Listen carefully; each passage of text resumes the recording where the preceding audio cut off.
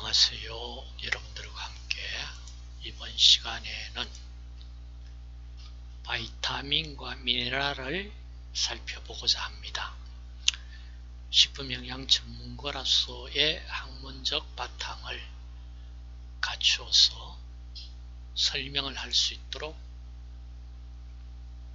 필요로 하는 내용을 다루고자 합니다. 바이타민 종류별 이름, 조효소와 관계된 조효소의 이름, 생리작용을 살펴보도록 하겠습니다.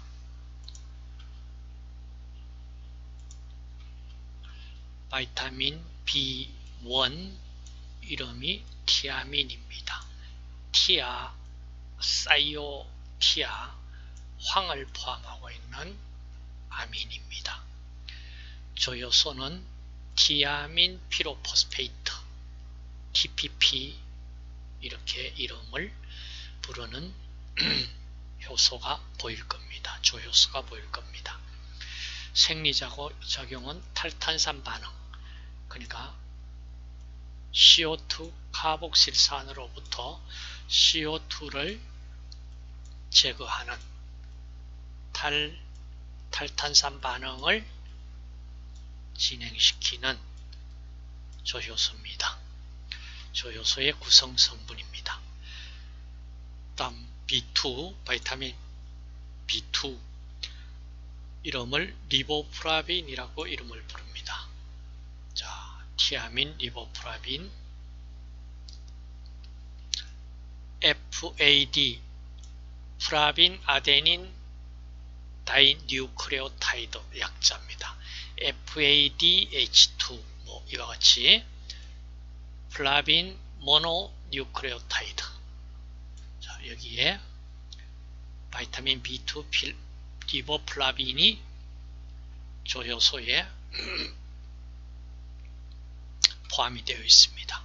생리작용으로는 전자전달 반응의 전자운반체, 탈수소 반응의 조효소 구성성분, 다시 말해서 전자나 수소 관계된 산화환원 반응의 조효소입니다.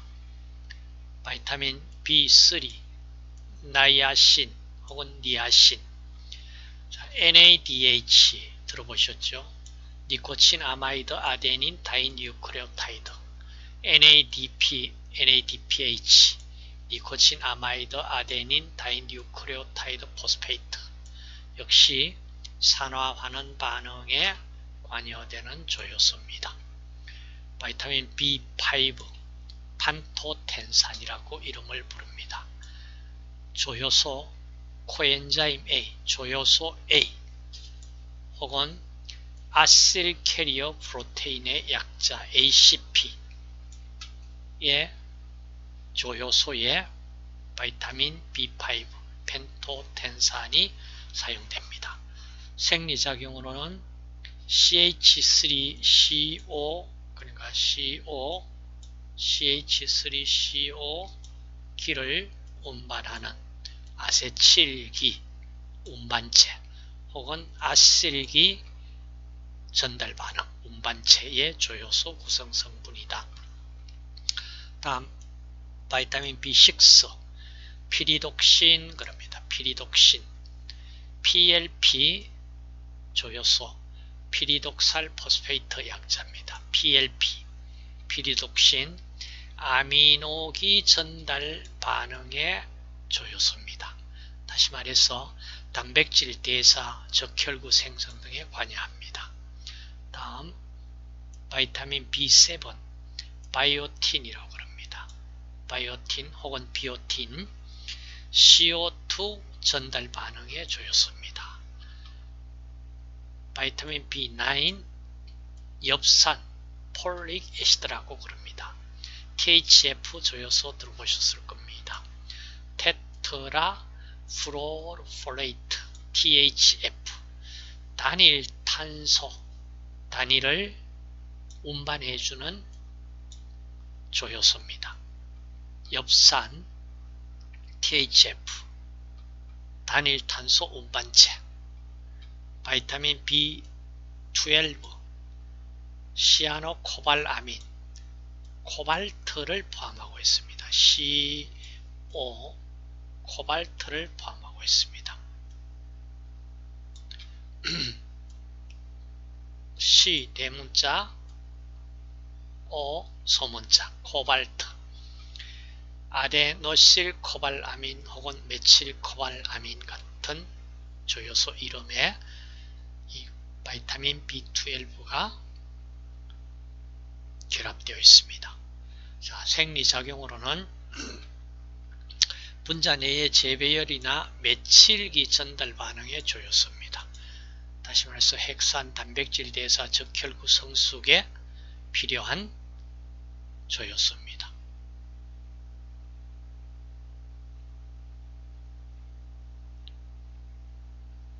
자, 리포산을 보겠습니다.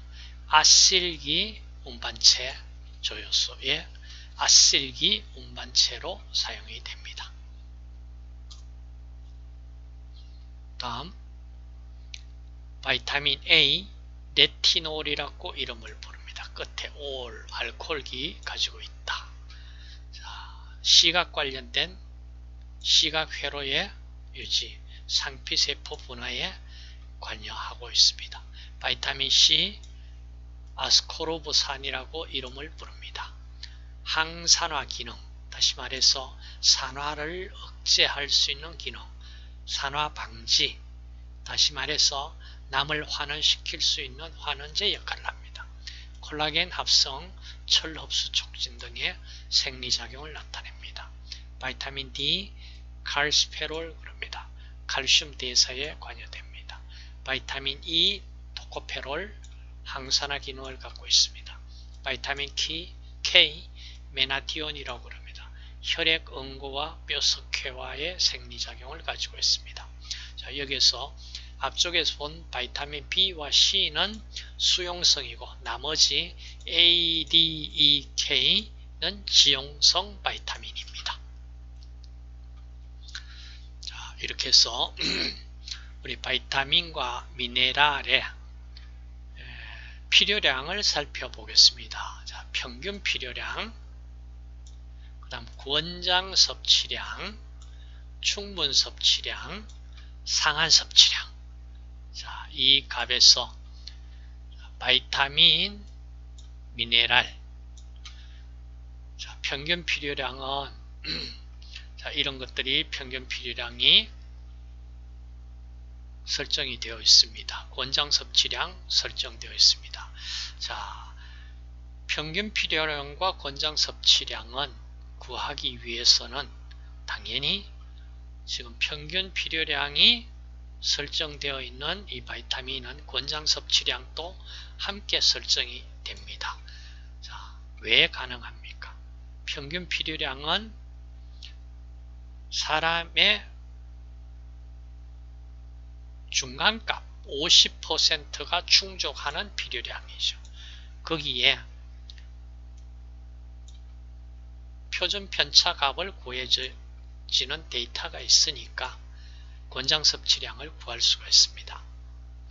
자, 그리고 나서 평균 필요량 권장 섭취량을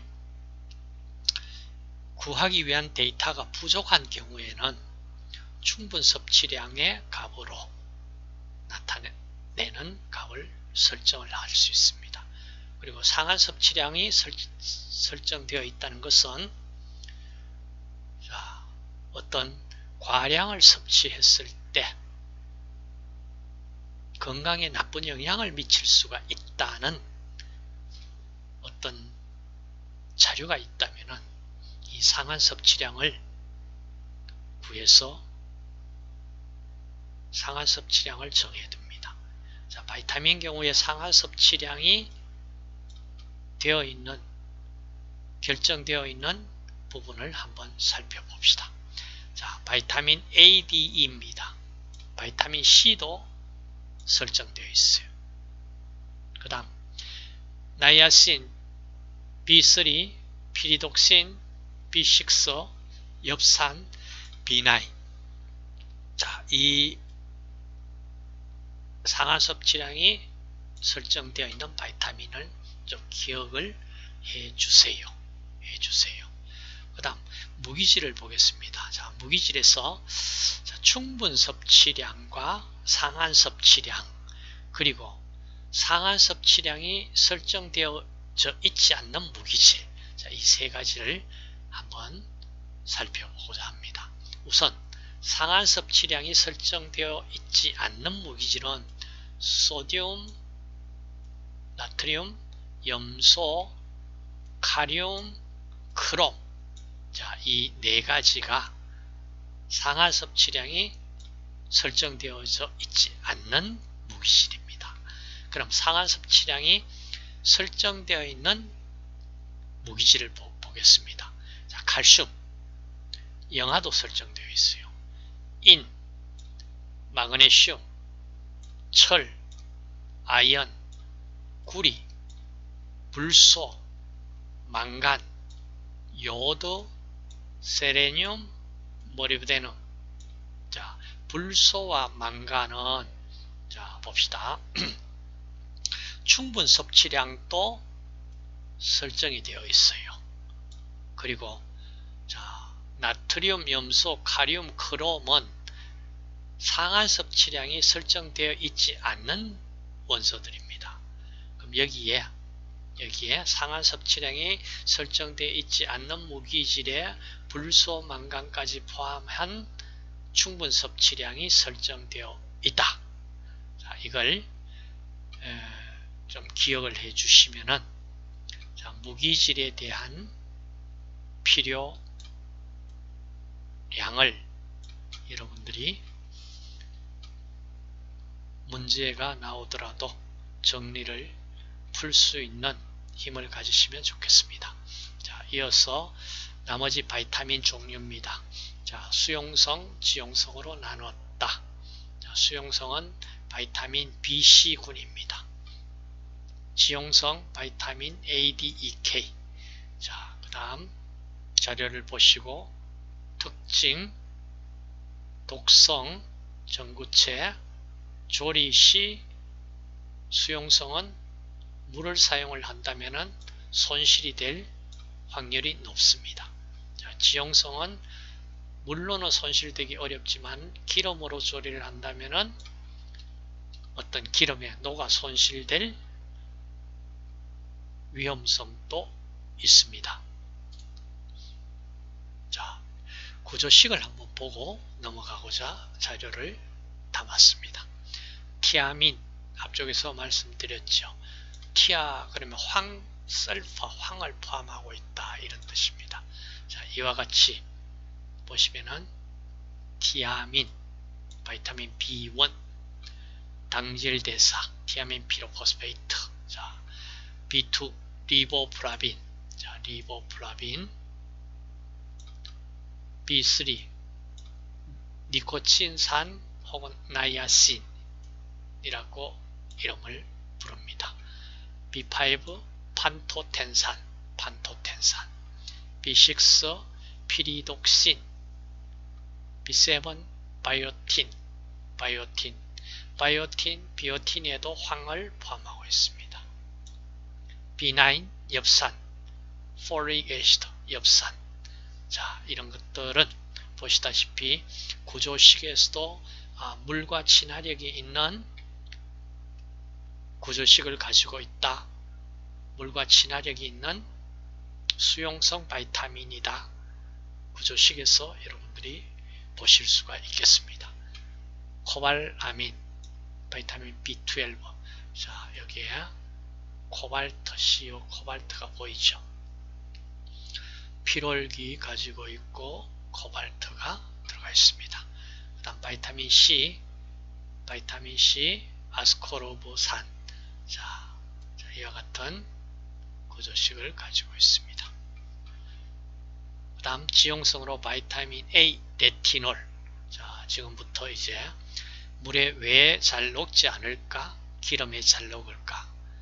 물질 구조식을 보시면은 레티놀, 바이타민 D, 칼시페롤, 바이타민 E, 토코페롤, K 메나디온. 자, 지금 보시면은 거의 탄소수소만으로 되어 있고, 뭐 알코올기, 산소 너무나 적죠. 그렇기 때문에 물에 녹을 수가 없습니다. 지용성입니다. 자, 이어서 계속 바이타민 B1이 관여되는 피루부산 탈탄산 효소에 관여되는, 자, 이 피루부산입니다. 피루부산이 마그네슘 이온과 티아민 피로포스페이트, 리포산, FAD 반응에 관여해서 이와 같이 아세틸코에이가 만들어지고 NADH 만들어집니다. 자, 피로부산 탈탄산 반응에 티아민 피로인산의 구조는, 자, 이와 같이 인산기가 보이죠. 자, DPP 구조입니다. 나머지 엽산, 자, 엽산의 구조. 다음 코발라민 구조. 그다음 바이타민 C, 아스코르브산이 어떻게 분해가 되느냐. 자, 아스코르브산 환원형에, 자, 여기에 OH의 요 수소가 남을 수소를 공급을 해주는 환원제 역할을 합니다. 자, 이렇게 자기 자신이 라디칼이 돼서 최종으로 이와 같이 산화형 다이하이드로 아스코르브산이 되고, 자, 이것이 다시 가수분해 고리가 열리고 최종적으로는 이와 같이 옥살산염과 트레온산염 등으로 대사되어 나갑니다. 자, 옥살산염이 만약에 만들어진 상태에서 칼슘 등과 반응을 한다면 칼슘 옥살레이트에 의해 가지고 결석이 생길 수가 있다는 이런 문제점이 나타날 수도 있습니다. 자, 수용성 바이타민의 특징, 결핍, 과잉시, 함유식품 내용을 보시고, 지용성 바이타민 종류 보시고 마치도록 하겠습니다. 네, 교재를 참고하여 주시면은, 더 상세한 부분은 교재를 참고해 주시면 감사하겠습니다. 자, 이상으로 미네랄과 바이타민에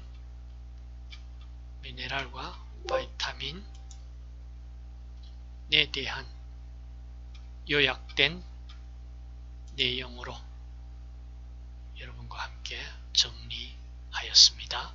수고하셨습니다.